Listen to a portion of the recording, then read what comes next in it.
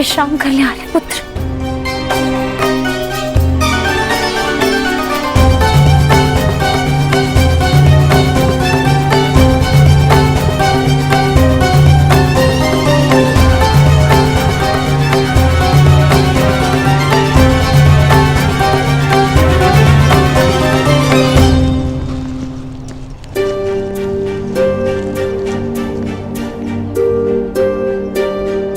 प्यास लगी है।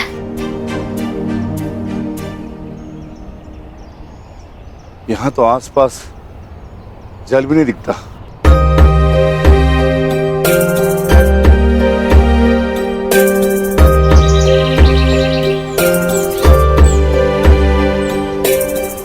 अनुज भाई, वो देखो, जल पक्षी। यहाँ जल अवश्य होगा। जी, मैं जाकर जल लेकर आता हूँ।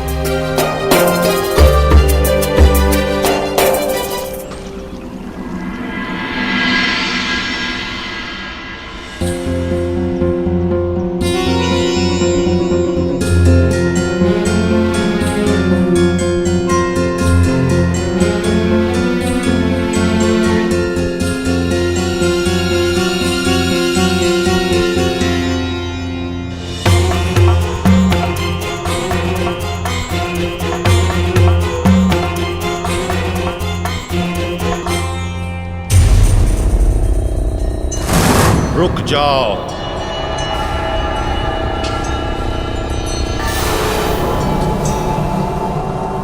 ये सरोवर मेरा है। इसका जल उपयोग में लेने से पूर्व मेरे प्रश्नों का उत्तर देना होगा।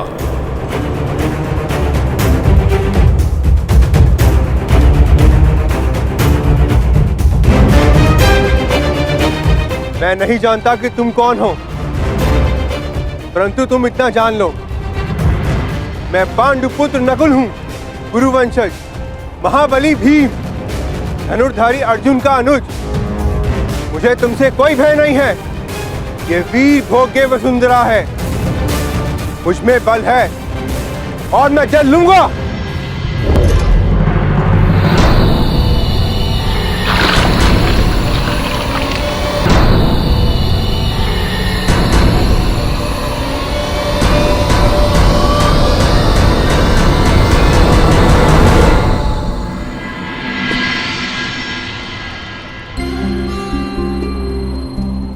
प्रणिपात माताश्री। यशस्वी भव। आपने मुझे स्मरण किया।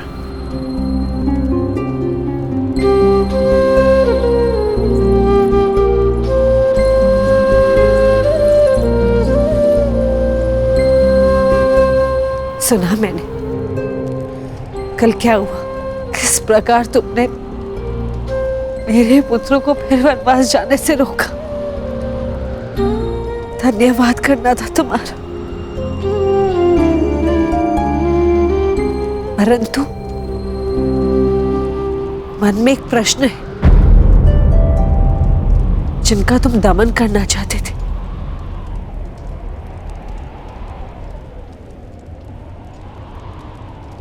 उन्हें क्यों छोड़ दिए? प्रतिज्ञा ली थी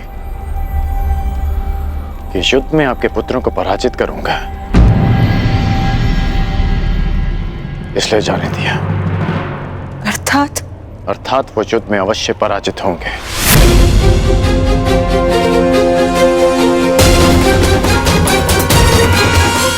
परंतु एक वचन भी है कि आपके पुत्र 1 वर्ष का अज्ञातवास अवश्य पूर्ण करेंगे।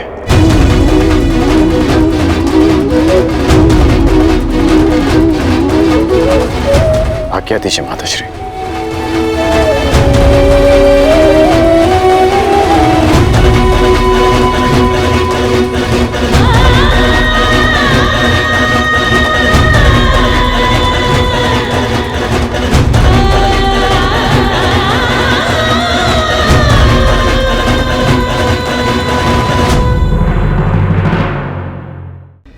मेरे आपके हम सबके जीवन में एक दुविधा आती है या ये कहे कि सदा रहती कि सत्य क्या है, असत्य क्या है। अधिकतर मनुष्य सोचते हैं कि जिसे हमने अपने कानों से सुना, जिसे अपनी आंखों से देखा, जिसे अपनी इंद्रियों से जाना, वही सत्य है। क्या सच में यही सत्य है? ये भी तो हो सकता है कि जिसे हमने देखा, सुना, जाना, वो असत्य का प्ररूप हो। विचित्र पहेली है ना? तो क्या मन में जो है वो सत्य है? नहीं, क्योंकि मन तो कल्पना को भी सत्य मान लेता है। तो सत्य है क्या?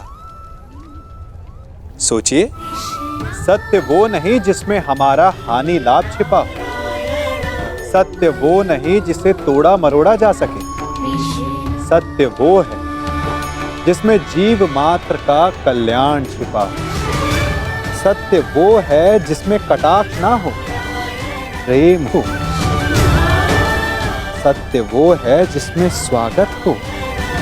जिस प्रकार शरबत कभी कड़वा नहीं हो सकता, उसी प्रकार सत्य भी तीखा, कटु या चोट पहुंचाने वाला नहीं हो सकता। इसी नाते कभी कभी असत्य भी सत्य का ही एक रूप होता है। जिनका तुम दमन करना चाहते थे, उन्हें क्यों छोड़ दिए? प्रतिज्ञा ली थी कि युद्ध में आपके पुत्रों को पराजित करूंगा, इसलिए जाने दिया। परंतु एक वचन भी है कि आपके पुत्र 1 वर्ष का अज्ञातवास अवश्य पूर्ण करेंगे।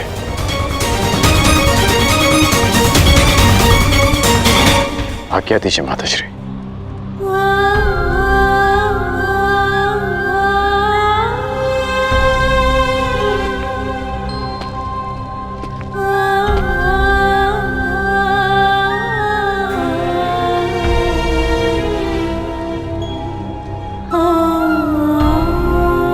कदाचित मैं तुम्हें बता सकती पुत्र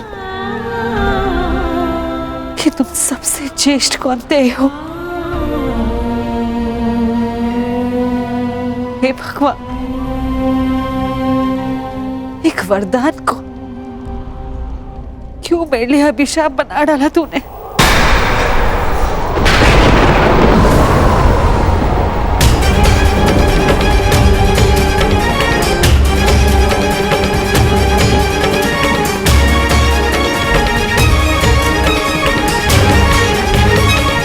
हे ईश्वर, कौन सा संकट आने वाला है मेरे पुत्रों पर?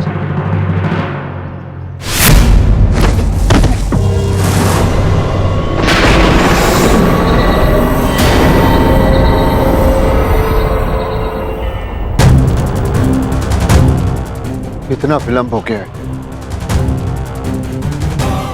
अब तक तो नकुल को आ जाना चाहिए था। मैं देख कर आता हूँ ज्येष्ठ, कहीं कोई संकट तो नहीं। मैं भी साथ चलता हूँ। दुर्योधन के गुप्तचर हमारी खोज में है। कहीं उनकी ओर से कोई संकट ना आया हो। यदि शत्रुदल से कोई हुआ तो ज्येष्ठ, उन्हें तो मैं स्वर्ग लोक भेज कर ही आऊंगा।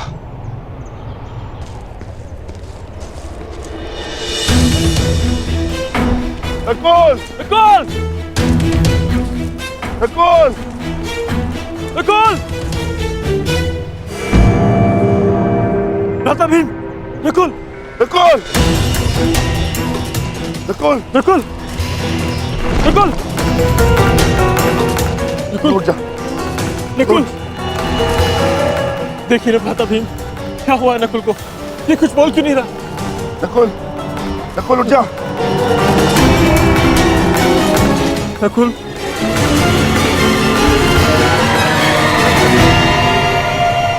कौन छिपाए यहाँ? किसने मेरे अनुज नकुल पर प्रहार करने का साहस किया है? मैं भीम उसे ललकारता हूँ। मैं कहता हूं सामने आ।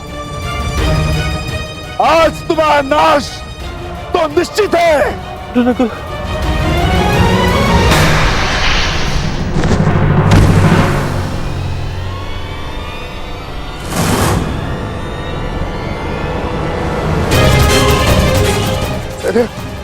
ये क्या हो गया?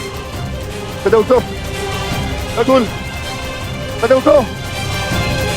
सदे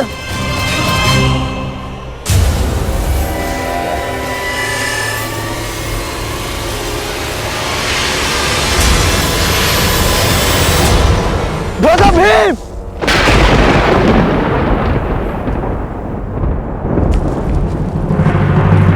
दादा भीम!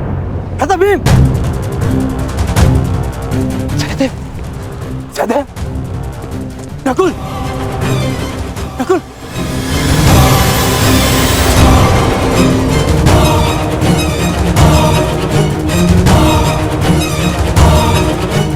जो महाबली भीम को गिरा सके वो किसी सामान्य मनुष्य की वश की बात नहीं।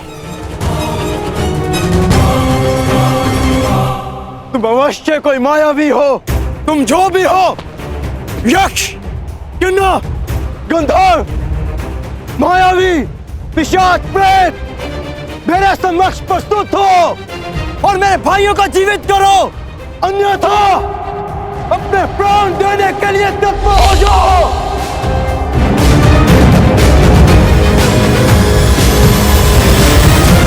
मैं धनुधारी अर्जुन तुम्हें ललकारता हूं।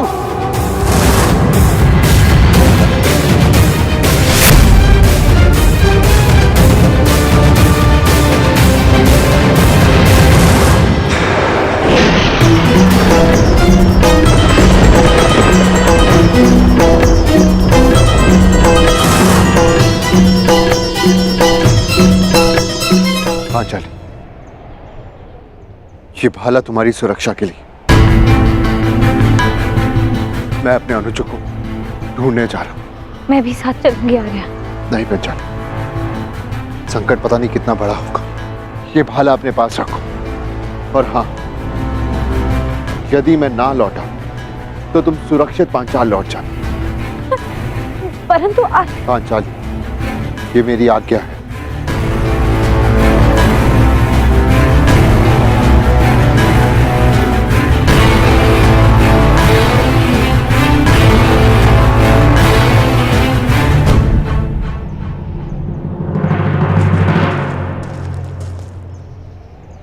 नकुल! भीम! सहदेव!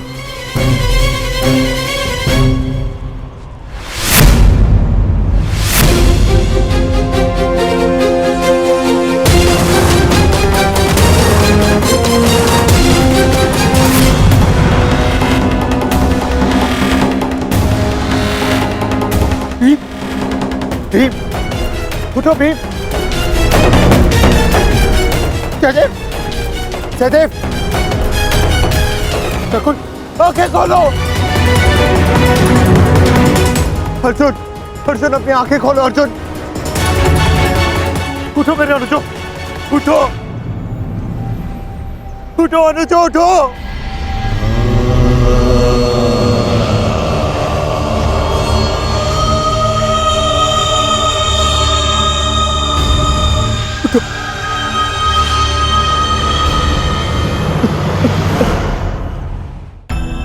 कैसा ज्येष्ठ, कैसा ज्येष्ठ! युद्ध में हारे जाने के पश्चात भी जिन्होंने मुझ पर अपना विश्वास नहीं हारा, उनकी सुरक्षा मैं कैसे नहीं कर सका? क्या उत्तर दूंगा? क्या उत्तर दूंगा मैं माता कुंती को? क्या उत्तर दूंगा मैं पांचाली को? क्या उत्तर दूंगा मैं उन्हें?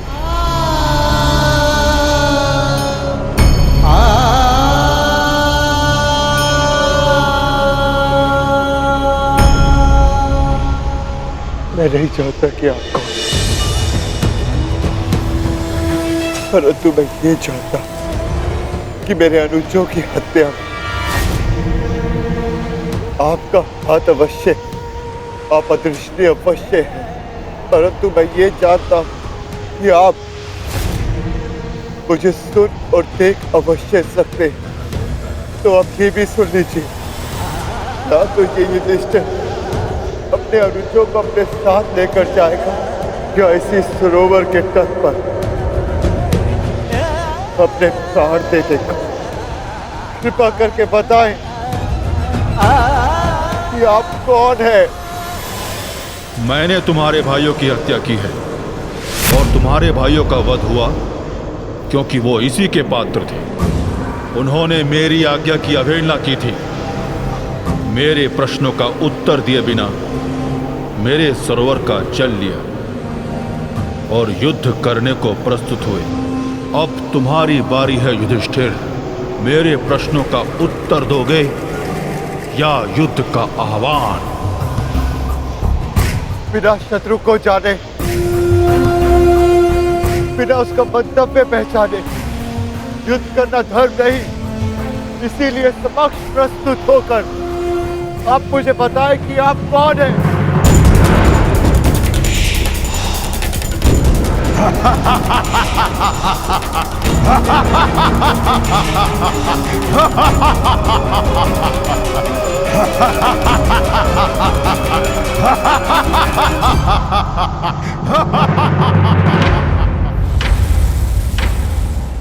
मैं यक्ष नायक हूं और ये सरोवर मेरा है। पंच तत्वों पर केवल परमेश्वर का अधिकार है, तो फिर इस जलाशय के जल का उपयोग करने से आप किसी को कैसे रोक सकते हैं? ऐसे कैसे किसी के प्राण ले सकते हैं आप? उत्तर दीजिए। मैं व्यर्थ विवाद नहीं करता हूं युधिष्ठिर। धर्मराज हो, इतना तो समझते हो ना कि बिना किसी की अनुमति लिए किसी की वस्तु का प्रयोग करना चोरी है और मैंने चोरों को दंड दिया है। परंतु तुमने यहां आकर ना मेरी संपत्ति पर दृष्टि डाली और ना मुझे युद्ध के लिए ललकारा। अभी तो तुमने मेरा आह्वान किया, इसलिए मैं तुम्हें एक अवसर देता हूं। मुझे मेरे प्रश्नों का उत्तर दो और मैं तुम्हारे एक भाई को जीवित कर दूंगा। बोलो, स्वीकार है?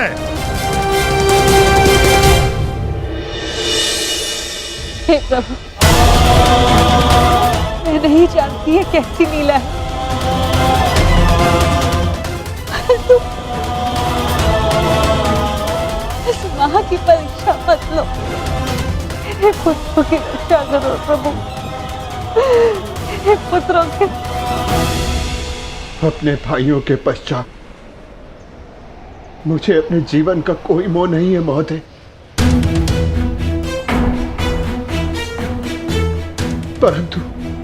परंतु मेरा एक भाई जीवित हुआ तो मुझे संतोष होगा।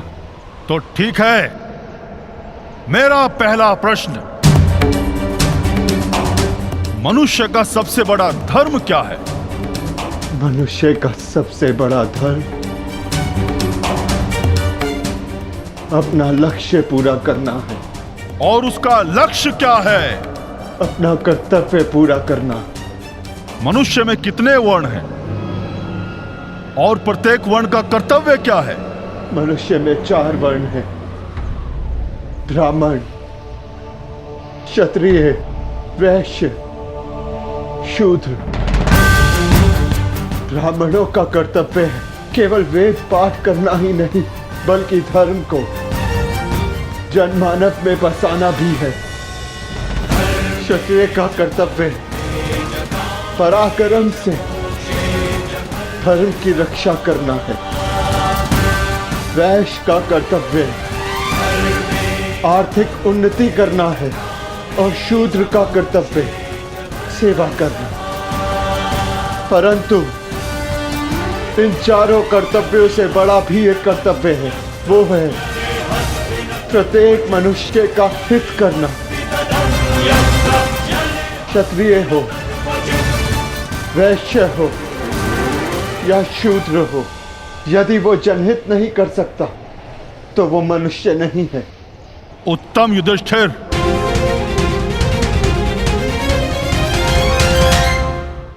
अब ये बताओ कि जल से पतला कौन है? जल से पतला ज्ञान है, जिसकी धारा अज्ञान की चट्टान को काट कर बहती है। भूमि से अधिक सहनशील कौन है? माता भूमि से अधिक सहनशील होती है। और आकाश से ऊंचा कौन है? आकाश से ऊंचा स्थान पिता का है। वायु से अधिक गति किसकी है? और भूसे के तिनकों से अधिक संख्या किसकी है? मन की गति वायु से अधिक तीव्र है और चिंता की संख्या भूसे के तिनकों से अधिक है। विदेश में मनुष्य का संबंधी कौन है? रोगी का संबंधी कौन है? और मृत्यु शैया पर लेटे मनुष्य का संबंधी कौन है? विदेश में मनुष्य का सबसे बड़ा संबंधी उसकी विद्या है, जो एक मित्र की भांति उसे हर संकट से बचाती है। रोगी का संबंधी उसका चिकित्सक है, जो पत्नी और माता की भांति उसकी सेवा करता है। और मरने वाले का संबंधी केवल धर्म और दान है, उसके सत्कर्म है, जो मरने के पश्चात उसके साथ जाते हैं। क्या है जिसके नाश से मनुष्य सबका प्रिय बन जाता है? क्या है जिसके नाश से मनुष्य सुखी हो जाता है? और कौन सा शत्रु है जो मनुष्य का नाश करता है? अहंकार के नाश से मनुष्य सबका प्रिय हो जाता है। कामनाओं के नाश से वो सुखी हो जाता है। और वो शत्रु जो मनुष्य का नाश करते वो क्रोध है। अंतिम प्रश्न युधिष्ठिर, बताओ, संसार का सबसे बड़ा आश्चर्य क्या है? मनुष्य प्रतिदिन सहस्त्रों को जन्म लेते हुए देखता है, सैकड़ों को मरते हुए देखता है, जो जानता है कि उसे भी एक दिन मर जाना है, फिर भी सदा जीने की चाह रखता है। ये संसार का सबसे बड़ा आश्चर्य है।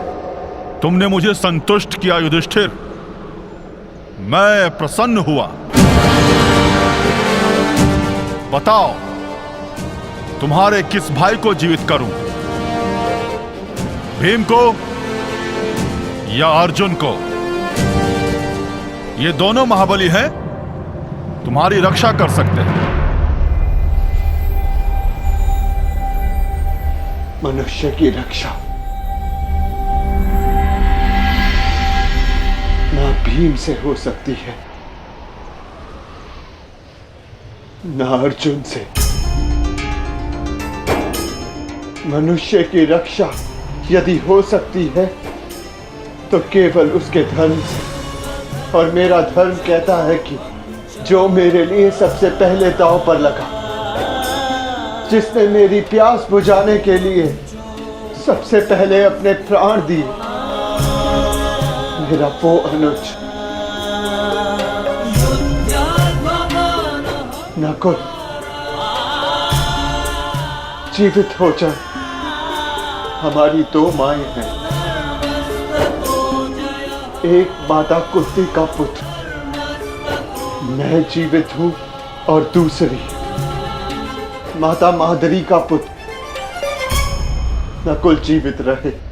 अति उत्तम युधिष्ठिर, जो विपत्ति में भी न्याय और धर्म का साथ नहीं छोड़े वही सफल होता है। तुम अपनी परीक्षा में सफल हुए।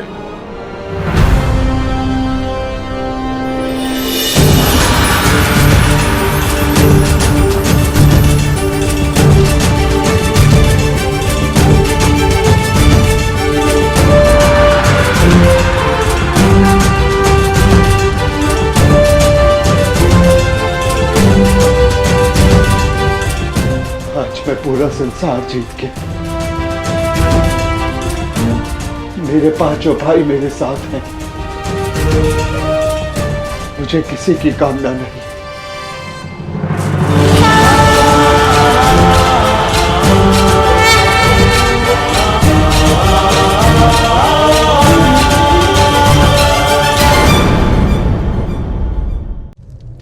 मनुष्य का सबसे बड़ा गुण यह है कि वो सदा अथक परिश्रम करता है, और मनुष्य की सबसे बड़ी त्रुटि यही कि वो सदा छोटा मार्ग चुनता है। कदाचित इसीलिए वो वरदान चाहता है, कदाचित इसीलिए वो श्राप से भय खाता है। परंतु जय विजय हानि लाभ की भांति ही श्राप और वरदान केवल भाव मात्र हैं। कब कौन सा वरदान श्राप बन जाए और कौन सा श्राप वरदान में सिद्ध हो जाए, ये केवल मनुष्य के कर्मों पर निर्भर करता है।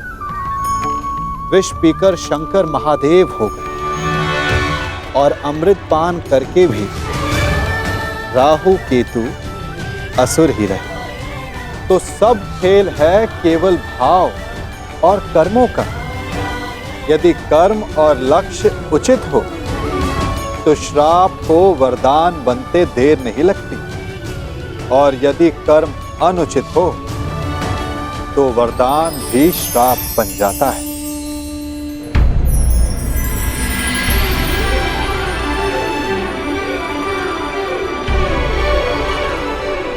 मैं धर्मराज हूं युधिष्ठिर, तुम्हारा पिता।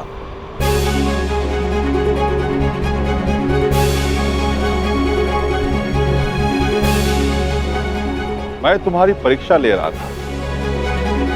मैं जानना चाहता था कि होने वाले महायुद्ध में क्या तुम न्याय कर पाओगे, और मुझे विश्वास हो गया कि तुम सदा न्याय और धर्म की स्थापना करोगे। विजय भाव पुत्र, विजय भाव।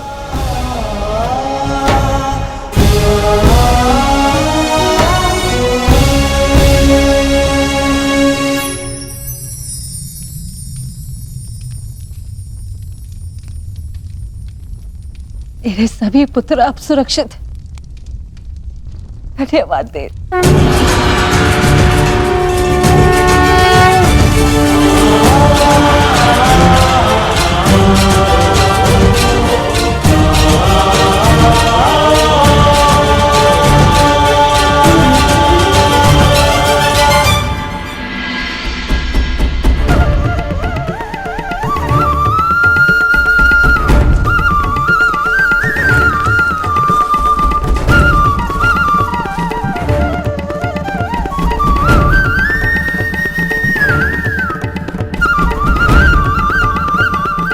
प्रणिपात वासुदेव।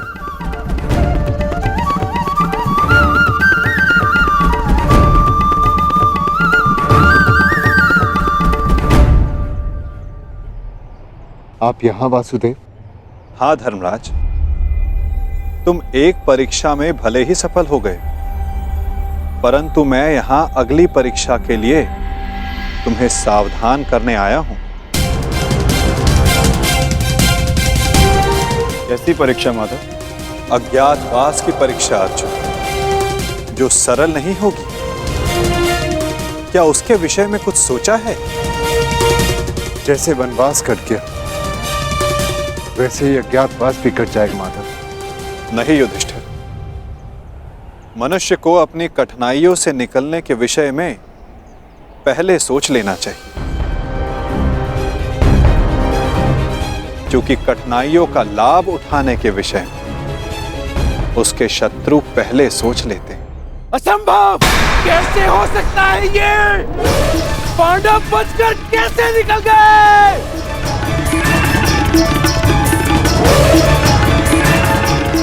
दिग्विजय प्राप्त कर ली, चारों दिशाएं जीत ली, परंतु हर बार पांडवों से क्यों हार जाते हो तुम? इतने सैनिक साथ थे, शकुनी तुम भी थे, फिर कैसे असफल हुए? कैसे?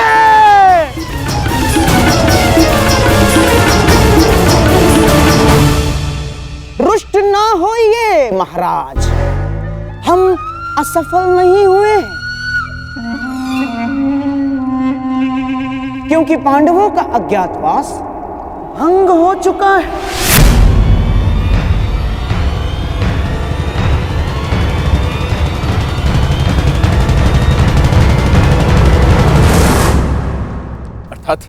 अर्थात ये महाराज कि अंगराज कर्ण ने पांडवों को अज्ञातवास में देखा था।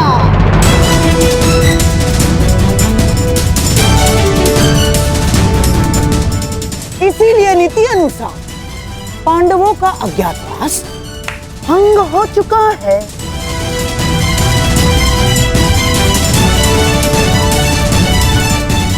है ना कर्ण? क्या ये सत्य है कर्ण? तुमने पांडवों को देखा था?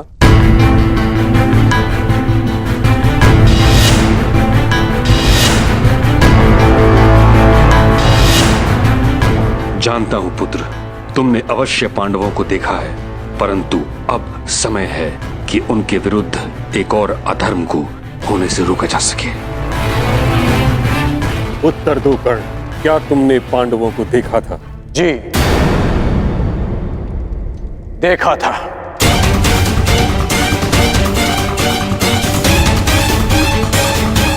क्या तुम्हारी बात का सत्यापन करने के लिए कोई साक्ष्य है? नहीं। ऐसा क्यों? जब तक सैनिक वहां पहुंचे, पांडव वहां से जा चुके थे और मैंने गांधार राज और युवराज को बताया था कि पांडव मेरे समक्ष खड़े हैं, परंतु उन्होंने मेरी बात का विश्वास नहीं किया और दूसरी ओर चले गए। गांधार राज, अज्ञातवास के नियमों के अनुसार साक्ष्य को कुरुकुल के किसी सदस्य का समर्थन होना चाहिए। अंगराज के साक्ष्य होने पर किसका समर्थन है उन्हें?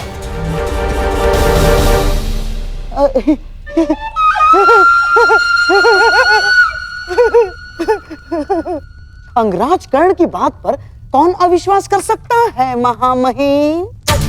और उनके साक्ष्य होने पर स्वयं कुरुवंश के सम्राट दुर्योधन का समर्थन भी है, हैं?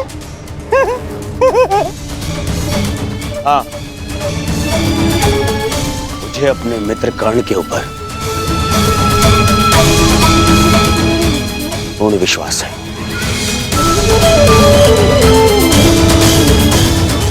मैं समर्थन करता हूं कि कर्ण ने पांडवों को अज्ञातवास में देखा है। युवराज, यदि तुम्हें विश्वास था तो कर्ण की बात ना मानकर दूसरी ओर क्यों चले गए?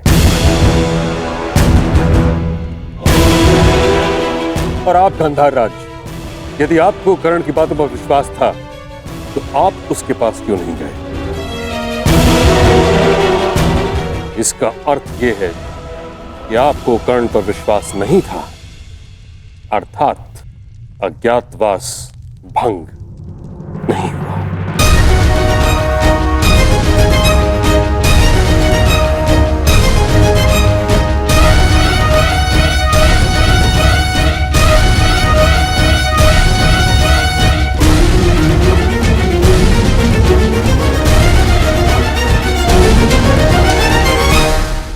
परंतु प्रश्न ये उठता है ताच्छरी कि अब किया क्या जाए? खोज। पांडवों की खोज के अतिरिक्त कोई मार्ग शेष नहीं, क्योंकि नियम अनुसार पांडवों का अज्ञातवास किसी विघ्न के बिना आरंभ हो चुका है। अज्ञातवास में जाने का समय हो गया है, परंतु तुम सबके शस्त्रों को देखकर कोई भी तुम्हें पहचान लेगा। भीम की गदा, अर्जुन का गांडीव और तुम सबके अस्त्रों और शस्त्रों को देखकर तुम्हें कोई भी पहचान सकता है।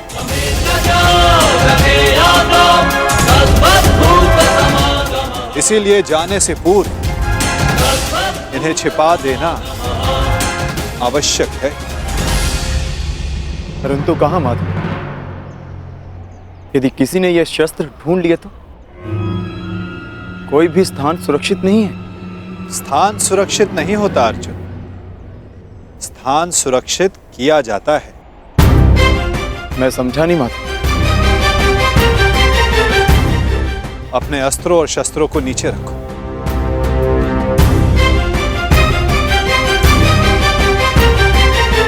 सखी, इस वृक्ष के पीछे श्वेत वस्त्र रखे हैं, उन्हें यहां लेकर आ जाओ। जी।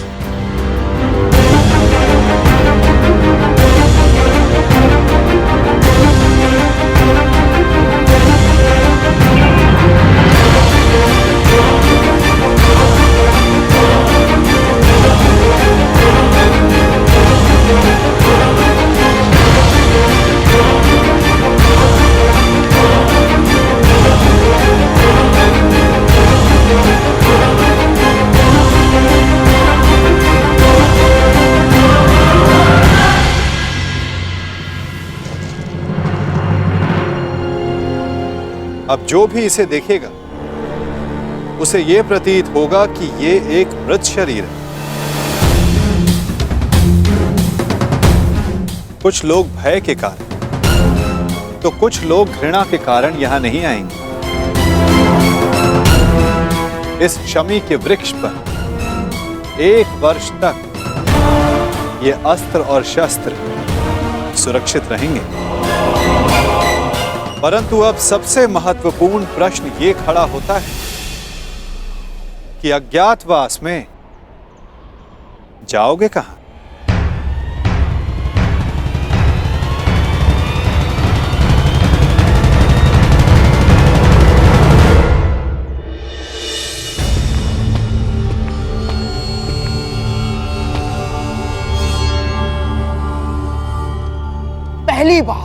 पहली बार किसी ने भरी सभा में शकुनी को मूर्ख सिद्ध किया है कर्ण, और इसका मूल्य तुम्हें चुकाना होगा। मैंने वन में भी सत्य कहा था और राजसभा में भी। मैं तुम्हें बस मामाश्री, बस। एक दूसरे के ऊपर आरोप लगाने बंद कीजिए। तो हो गया तो हो गया। अपने घायल दम पर आरोप का मलहम लगाना बंद कीजिए आप। और तुम कौन? अपने आप को मेरा सेवक कहते हो ना? तो ठीक है, अब तुम मेरा आदेश मानोगे। जाके ढूंढो उन पांडवों को। केवल 1 वर्ष है मेरे पास, केवल 1 वर्ष। आर्यव्रत के सभी राजा या तो मेरे अधीन है और या मेरे मित्र। तो अब जाओ और ढूंढो इन्हें, गुप्तचर भेजो, जो करना है करो। परंतु मुझे सूचित करो कि पांडव कहां छुपे हैं। बस। जिस आर्यव्रत पर विजय पाने के लिए 12 वर्ष लग गए दुर्योधन, 12 वर्ष, वहां 12 महीनों में पांडवों को कैसे ढूंढ पाओगे तुम? अब हमें ये कार्य शक्ति से नहीं, युक्ति से करना होगा। ध्रुव, लीजिए, ये नई युक्ति आई है। अर्थात मामाश्री? अर्थात पांडव किसी भी परिस्थिति में हमारे मित्र राष्ट्रों में नहीं जाएंगे ना। वो वहां जाएंगे जिन्होंने हमारी अधीनता स्वीकार तो कर ली है, परंतु जो मन से पांडवों के पक्ष में है। मन से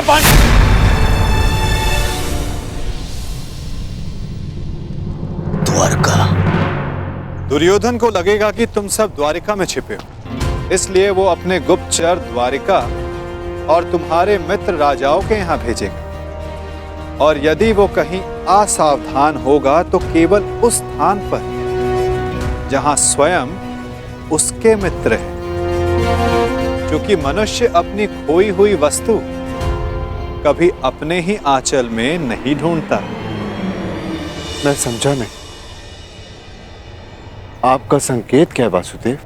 तुम विराट नगर जाओ युधिष्ठिर। विराट नगर के राजा केवल नाम के राजा हैं और वहां पर शासन रानी सुदेशना के भाई कीचक का चलता है।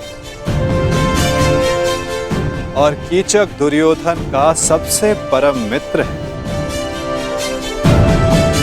इसलिए दुर्योधन कभी सोच ही नहीं पाएगा कि तुम सब वहां छिपे।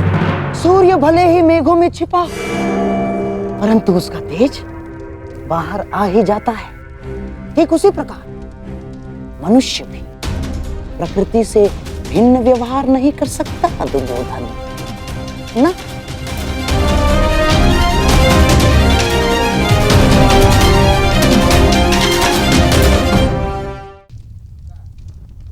युधिष्ठिर धर्मराज है, इसलिए कहीं उपदेशक या मंत्री बना बैठा होगा। इस बार तुम्हें अपनी प्रकृति से भिन्न व्यवहार करना होगा युधिष्ठिर। तुम कंक के नाम से राजा विराट से मिलोगे और तुम वो कार्य करोगे जो तुम जीवन में कभी नहीं करना चाहते। तुम राजा विराट के साथ चौसर खेलोगे।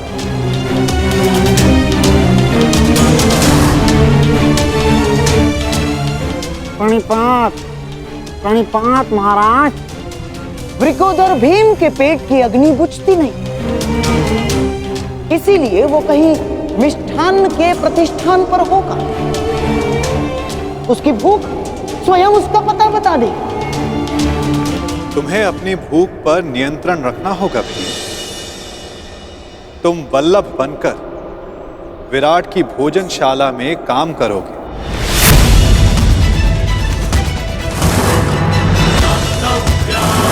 और अपनी भूख पर कड़ा नियंत्रण रखोगे।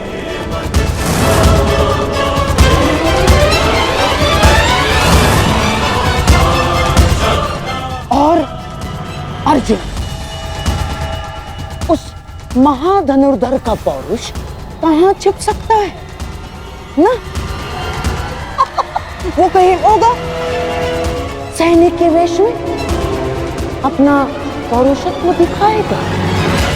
और तुम पार्थ, समय आ गया कि उर्वशी से मिले श्राप को वरदान सिद्ध करने का।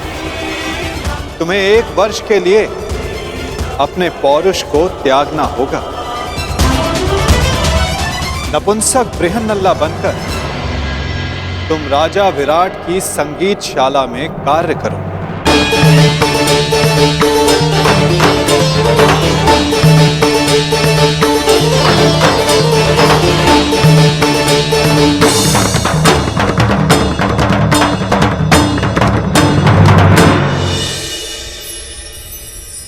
अति उत्तम बृहन्नला। क्या तुम हमारी पुत्री उत्तरा को संगीत और नृत्य की शिक्षा दोगी?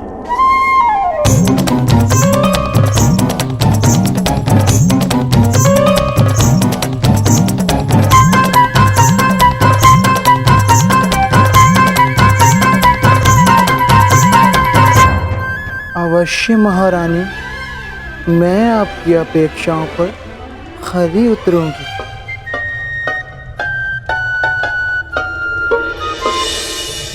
नकुल सहदेव बेचारे कोमल सुंदर, उनसे परिश्रम नहीं होगा ना?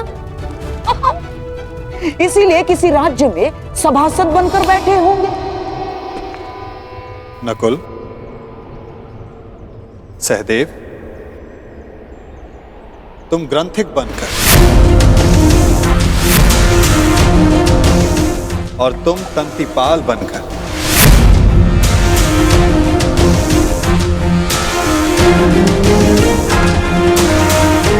विराट नगर की गौशाला और अश्वशाला में कार्य करो।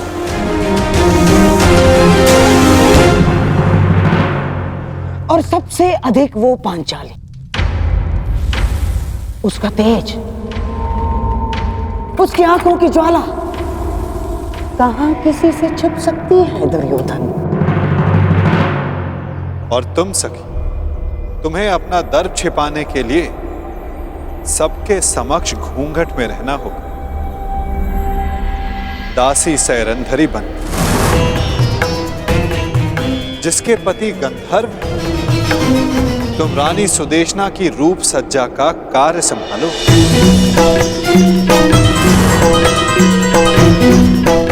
सायरंदरी, ये तो अति उत्तम है कि तुम सदा घूंघट में ही रहोगी, क्योंकि हम नहीं चाहते कि तुम्हारा रूप देखकर विराट राज्य तुम्हारे वश में हो।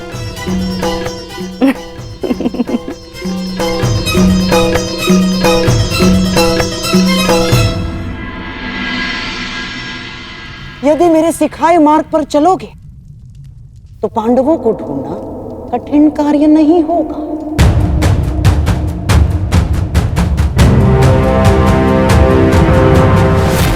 भूल कर रहे हो गांधार राज, पांडव पकड़ में नहीं आएंगे, क्योंकि वो वासुदेव के दिखाए मार्ग पर चल रहे हैं।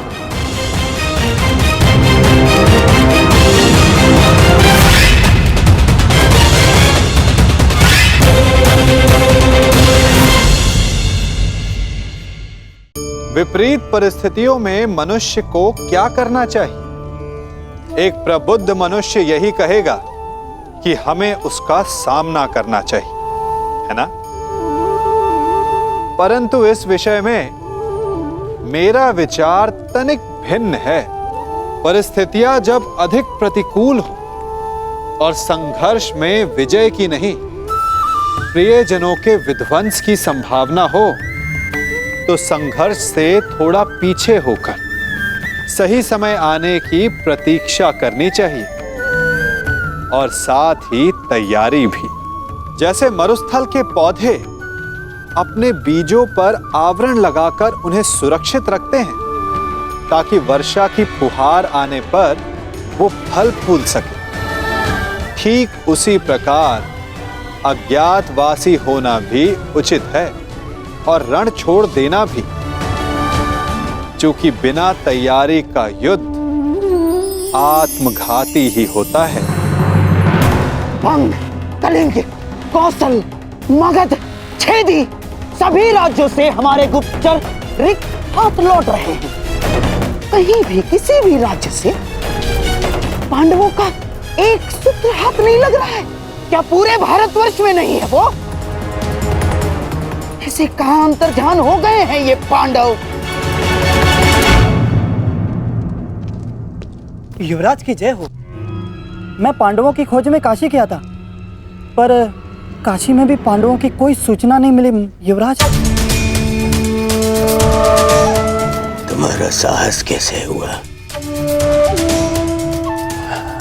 मेरे सामने आने का? कैसे साहस हुआ? कैसे साहस हुआ?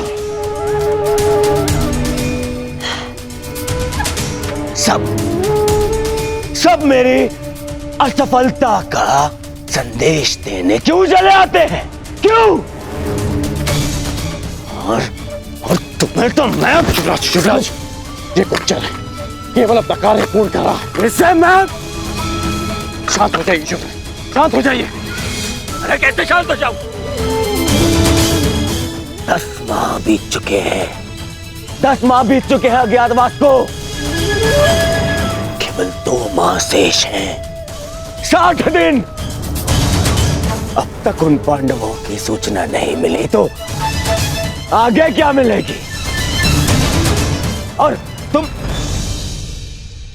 तुम अब तक यहीं खड़े हो, इससे पहले कि मैं तुम्हारा वध कर दूं।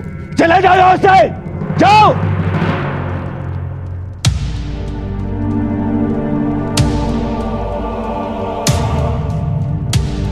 मेरी सफलता मुझसे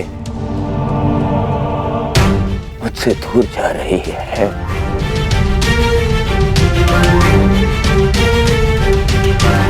और मेरा मित्र तो मुझसे पहले ही दूर जा चुका है।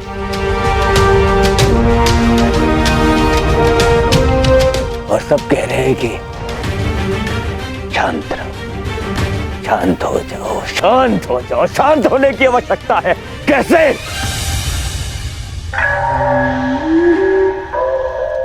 शांत होने की कोई आवश्यकता नहीं है दुर्योधन, क्योंकि मनुष्य का क्रोध ही उसके लक्ष्य प्राप्ति के लिए उसका उत्साह बढ़ाता है। परंतु हाँ, क्रोध ही दो धारी तलवार है दुर्योधन। नियंत्रण में रहे तो शत्रु का नाश कर सकती है, और यदि अनियंत्रित हो तो स्वयं को घायल कर सकती है। इसलिए तुम्हारी ये क्रोध शक्ति पांडवों को ढूंढने में लगाओ। और कहा मामा जी, कहां ढूंढे उन पांडवों को? हर ग्राम, हर नगर ढूंढ लिया, जहां संभावना थी वो हर राज्य ढूंढ लिया, परंतु वो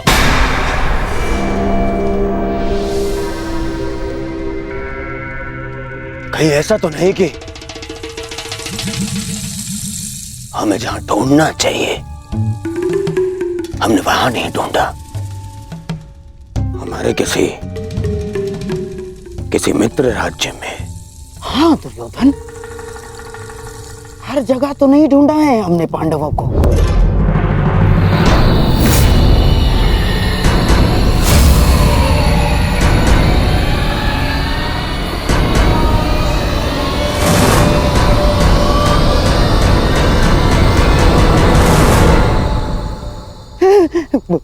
विराट,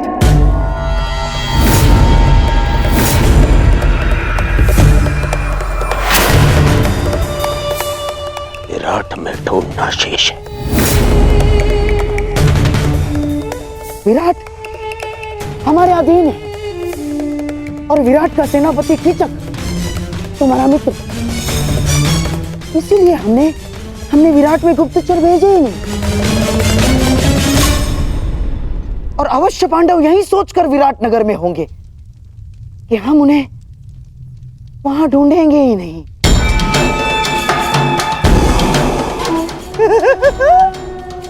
परंतु अब पांडव बचेंगे ही नहीं दुर्योधन। आज ही मैं अपने गुप्तचरों को विराट जाने की आज्ञा देता हूं, आज ही। नहीं, वहां गुप्तचर नहीं जाएंगे।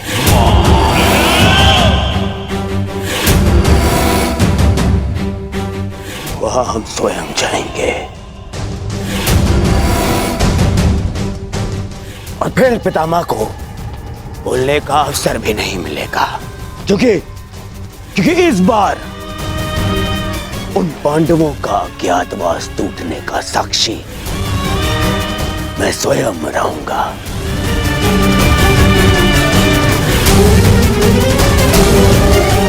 और फिर कीचक मेरा परम मित्र है।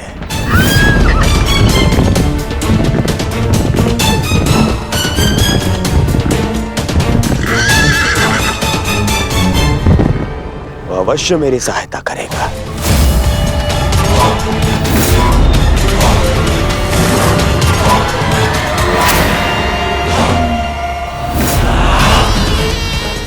कीचक कहने को सेनापति है,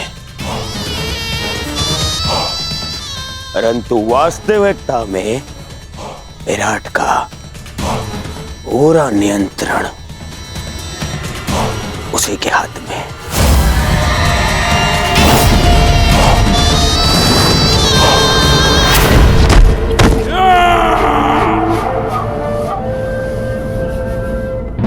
और जब तक वो पांडव नहीं मिल जाते, हम कीचक के साथ विराट में ही रहेंगे।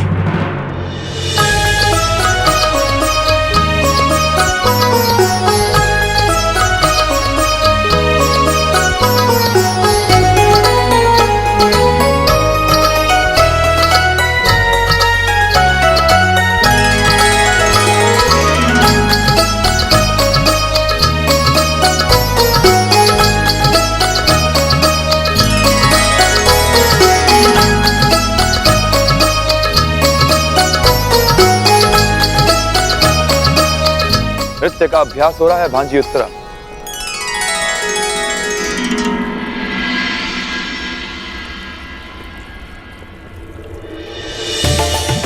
महावश्री,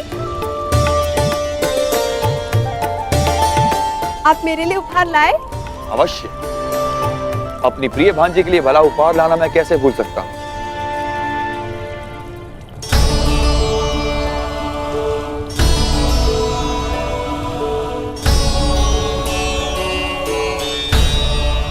ये क्या महावश्री, फिर से वस्त्र? ये कोई साधारण वस्त्र नहीं है उत्तरा। कलिंग राज्य का सबसे श्रेष्ठ वस्त्राकार के हाथों का बुना मलमल है। जब आपको मेरे मनचाहे वस्त्र लाने ही नहीं होते हैं तो आप पूछते ही क्यों है कि क्या मंगाना है? आप भूल गए मैंने आपसे घुंघरू मंगवाए थे। मेरी प्रिय भांजी उत्तरा, शीघ्र ही तुम्हें किसी बड़े राज्य की महारानी बनना है। फिर तुम्हारे एक संकेत पे सैकड़ों नर्तकियां अपना कौशल दिखाएंगी। तुम्हें साधारण घुंघरुओं की क्या आवश्यकता है? होने वाली महारानी हो, अपने वस्त्र आभूषण पर ध्यान देना चाहिए। इस नृत्य और वादन में क्या रखा है? इसका कोई लाभ नहीं। क्षमा चाहती हूँ सेनापति महोदय, परंतु संगीत साधना शस्त्र साधना से कम नहीं होती। वस्त्र आभूषण शरीर सजाते हैं, परंतु संगीत मन को संतोष का आभूषण देता है।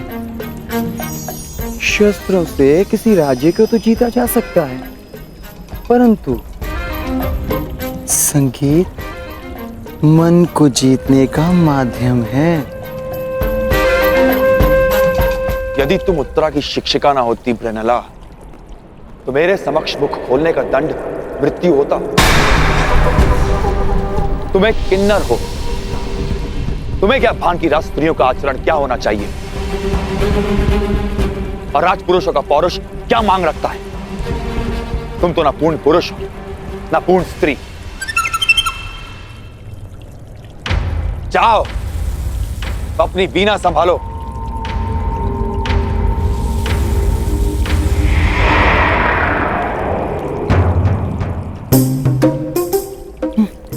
चलिए राजकुमारी, अभ्यास पुनः प्रारंभ करते हैं।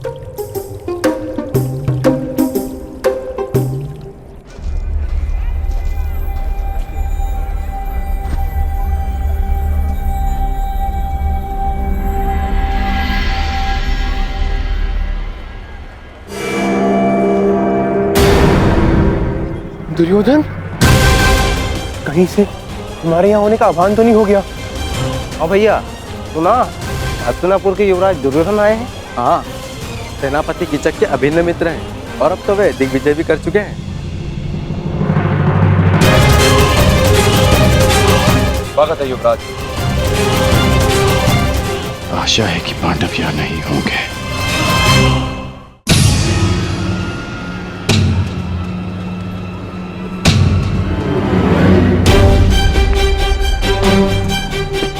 मुझे बाकी को भी जाकर सावधान करना होगा।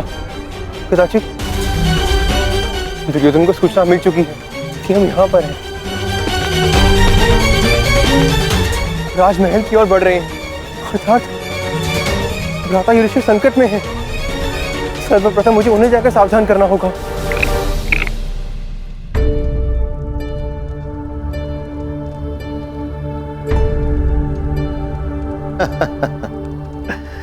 वाह कंक, तुमने तो हमें फिर से हरा दिया।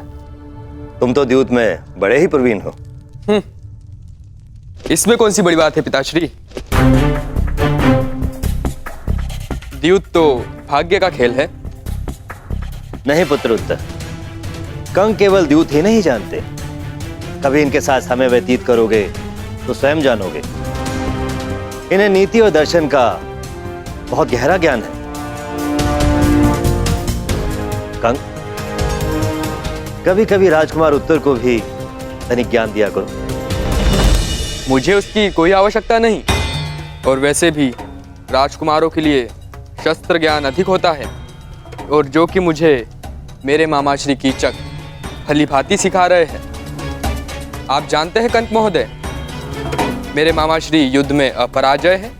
उनकी तुलना महाबली भीष्म, बलराम और महाबलशाली भीम से की जाती है। देखना, मैं भी एक दिन उन्हीं की तरह बलशाली बनूंगा। नहीं राजकुमार उत्तर, एक महान राजा बनने के लिए बल से अधिक नीति और न्याय का ज्ञान होना अति आवश्यक है। प्रजा को कैसे सुखी रखना है, ऐसी भावना अधिक आवश्यक है। परंतु पिताश्री, बिना बल के प्रजा की रक्षा कैसे की जा सकती है? प्रणिपात महाराज, कुमार के धनुर्अभ्यास का समय हो गया है।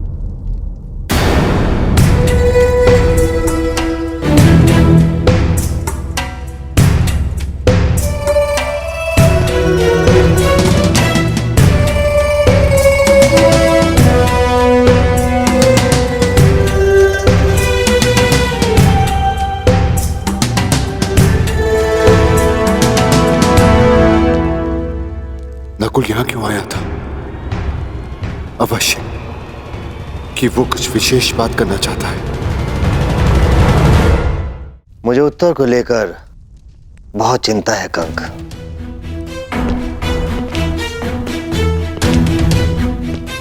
क्यों महाराज? वो तो बड़ा ही बुद्धिमान बालक है। हाँ, परंतु वो कीचक की परछाई में पल रहा है। तुमसे क्या छिपा है कंक? मैं केवल नाम का ही राजा हूं। सत्य तो यह है कि कीचक का प्रभाव मुझसे कहीं अधिक है। मेरी प्रजा, मेरी सेना और स्वयं मैं भी उससे बहुत भयभीत हैं। चिंता रहती है कि कहीं राजकुमार उत्तर भी कीचक के साथ रहते रहते उसकी तरह क्रूर ना बन जाए,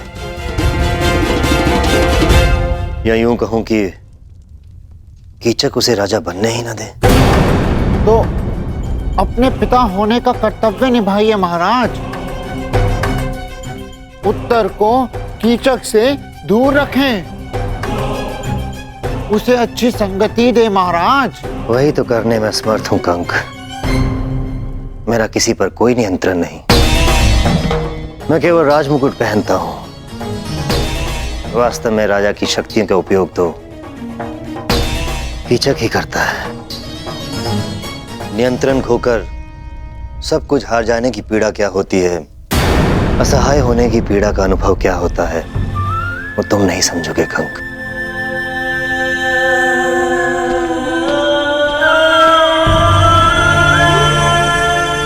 जी महाराज।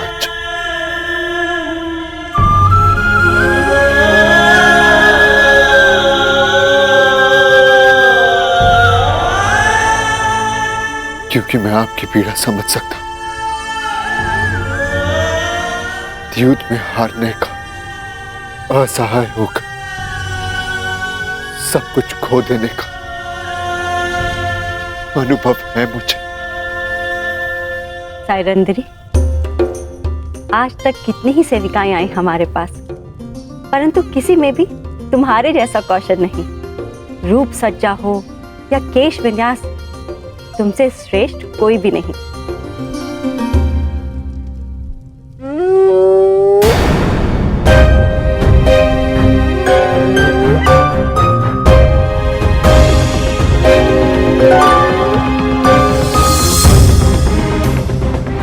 श्रृंगार पूर्ण हुआ महारानी, आज्ञा दीजिए, बहुत काम शेष है।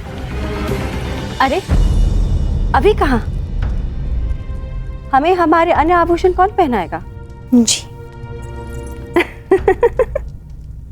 उपहास कर रहे हैं हम। तुम जाओ, आभूषण हम स्वयं पहन लेंगे। अच्छा रुको,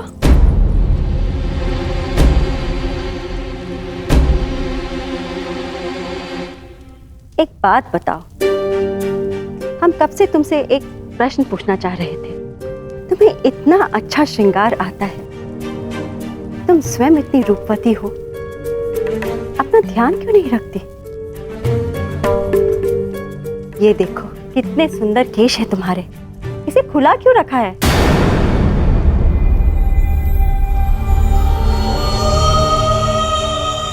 मेरे खुले केश आप पांचों को मेरे अपमान का स्मरण दिलाते रहेंगे। क्योंकि मेरे खुले केश किसी प्रतिज्ञा से बंधे हैं महारानी।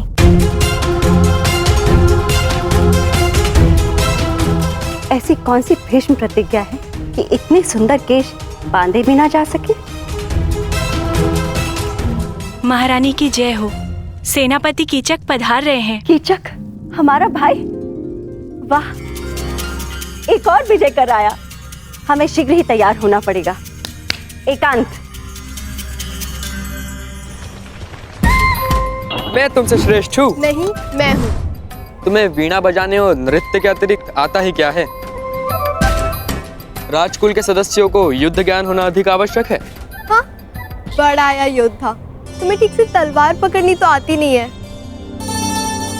अच्छा, मुझे सब आता है। चलो कौन श्रेष्ठ है इसका निर्णय इस प्रदा से हो जाए। मेरे साथ अश्वरोहण की चुनौती स्वीकार करती हो? हाँ हाँ चलो, तुम्हें दिखा भी दूंगी कि मुझे वीणा बजाने के अतिरिक्त बहुत कुछ आता है। सावधान रहिएगा राजकुमारी। हाँ।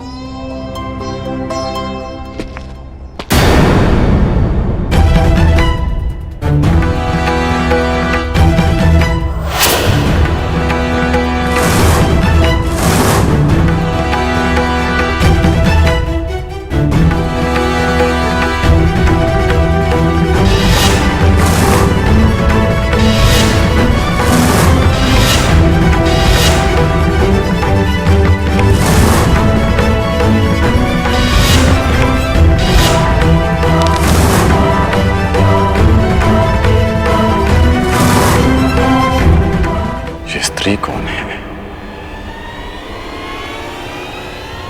इसके हाव भाव क्यों मुझे किसी का स्मरण करा रहे हैं, जैसे मैं इसे जानता।